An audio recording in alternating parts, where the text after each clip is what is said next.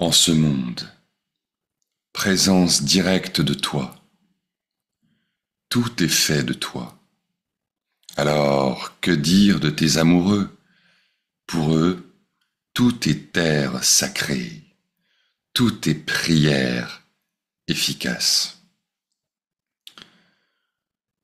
Ce que le poète, philosophe et mystique Utpaladeva nous souffle au creux de son hymne, c'est une révolution tranquille. Il nous dit que l'amour véritable, celui qui fait apparaître l'ami, ne vient pas d'une distance, d'un effort ou d'une sorte de protocole ésotérique. Il vient de la simplicité. Parce que Dieu, déesse, est simple. Et cette intimité, cette simplicité, dans la vie humaine, s'éprouve toujours à travers le corps. Le corps est ici un temple, non un obstacle. Ce n'est pas une matière grossière à purifier ou à fuir, mais une porte, une offrande, un lieu de reconnaissance. Car c'est à travers la peau que passe le frisson. C'est dans la gorge que naît le chant. C'est au creux du ventre que vibre le désir. Cette force archaïque et sacrée que le shivaïsme du Cachemire, le tantrisme, mais aussi la mystique chrétienne, reconnaissent comme une émanation directe du divin. Ce que les yoginis, dans leur transmission orale, enseignaient, et que les maîtres comme Utpaladeva ont magnifiquement amplifié, c'est que l'on peut, et même que l'on doit, s'éveiller à travers le corps. Non pas en le forçant, ni en le soumettant à un régime de consumérisme effréné, non pas en le dressant, mais en l'écoutant, en le laissant devenir espace, en le laissant s'ouvrir, se détendre, se fondre dans la vie, dans la conscience qui le soutient. Dans l'expérience suggérée par les yoginis, le corps n'est pas séparé de la conscience. Il en est la forme visible, sensible, vivante. La conscience devient chair, souffle, peau, regard. Le divin se fait humain. Et l'union mystique avec l'ami se goûte d'abord ici, dans le plaisir simple d'un toucher, dans la chaleur d'une présence, dans la vibration d'une voix, dans la danse lente, dans le balancement nonchalant d'un souffle inspiré. Il ne s'agit donc pas d'un amour éthéré ou abstrait. L'intensité n'est pas un tabou.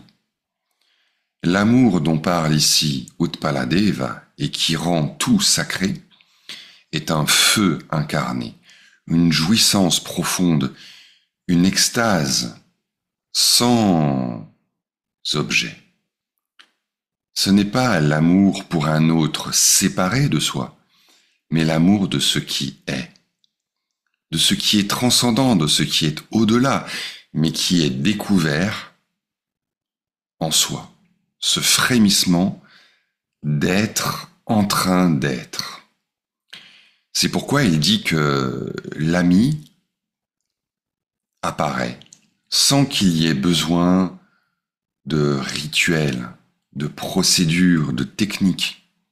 Le corps est déjà l'autel, le sanctuaire, le temple, et la conscience est déjà la divinité, qui depuis toujours nous appelle, qui depuis toujours nous parle, et prend soin de nous, et nous aime, alors même que nous la négligeons.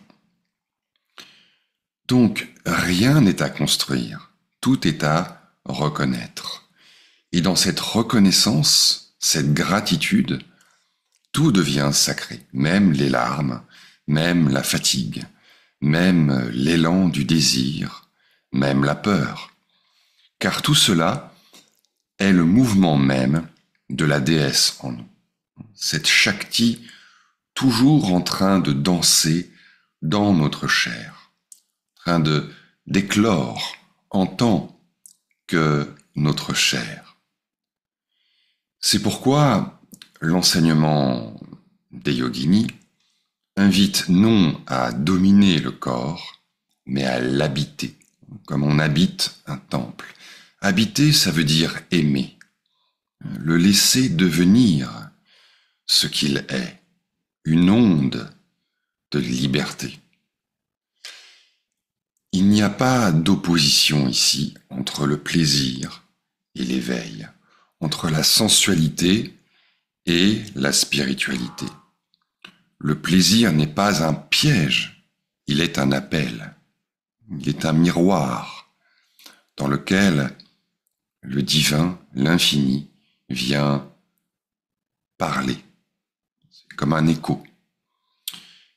Et donc c'est une voie directe, mais seulement si l'on cesse d'en faire un objet à consommer et que l'on en fait une offrande. Non pas se satisfaire dans une mécanique misérable, mais s'abandonner, s'offrir, se lâcher. Non pas jouir pour combler un manque dans une compulsion aveugle, mais goûter pour sentir que rien ne manque. Pas pour combler un manque, mais pour sentir que rien ne manque. Pour combler, élucider cette croyance selon laquelle il me manque quelque chose. Alors que même dans le manque, il ne manque rien. Voilà ce que le désir, l'élan charnel nous offre de reconnaître. Le corps est donc le lieu même de la non-dualité. Il est la scène où se joue l'union de Shiva et Shakti, du silence et du frémissement, de l'être et de l'apparaître. Et dans l'amour mystique, c'est-à-dire dans l'amour avec un grand A, cette union se révèle dans sa forme la plus nue, la plus simple, la plus entière. À celui ou celle qui est orné d'amour, c'est-à-dire qui a cessé de résister à cette invitation, tout devient grâce. Même la douleur, même le temps, car l'ami est là, dans chaque cellule, dans chaque soupir, dans chaque disparition, même dans un moment d'absence, il y a cette présence. Il est là, sans forme, mais avec toutes les formes, comme une présence qui accompagne, même par son absence. Il est là, elle est là, dans la palpitation du corps, éveillé à ce manque fondamental qui est déjà pressentiment de la plénitude. Et quand on a goûté ne serait-ce qu'un instant à cette union sans forme, cet embrasement nu qu'Utpaladeva appelle la rencontre de l'ami, alors quelque chose change, une révolution. Pas forcément la vie à l'extérieur, ni même nos habitudes, mais notre manière d'habiter l'instant. Le monde ne devient pas autre, c'est notre regard qui cesse de se contracter. Le quotidien, ce tissu de gestes répétés, de mots anodins, de silences pleins d'attente, devient la scène d'un jeu divin.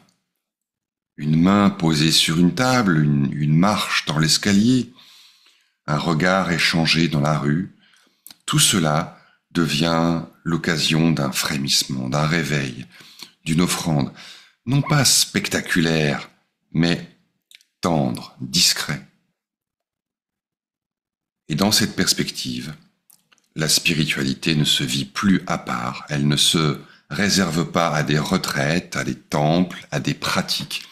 Elle est là, dans l'ouverture aux choses telles qu'elles sont. Le café du matin devient un rituel d'offrande. Le va-et-vient du métro, c'est un flot de formes dans le corps de la conscience. Même une contrariété, un bruit, un moment de coup de barre, tout est l'ami qui prend 1000 visages pour jouer d'amour avec nous. Et ça n'est pas de la naïveté, ça n'est pas une manière de projeter, de plaquer sur la vie une sorte de parfum artificiel. C'est une manière de se donner. Au contraire, ça va avec la lucidité. La plus extrême lucidité, le plus profond même pessimisme, la mélancolie, la dépression, la fameuse dépression. Car dans la dépression, il y a ce mouvement d'abandon. Il y manque juste un je ne sais quoi pour aller jusqu'au fond, dans le fond vivant, qui est la vie pure. Se donner vraiment complètement pour se laisser aller dans les bras de cette vie pure, de cette lumière sans ombre. Voilà la révolution intérieure, la révolution invisible à laquelle nous invite Utpaladeva dans ce poème.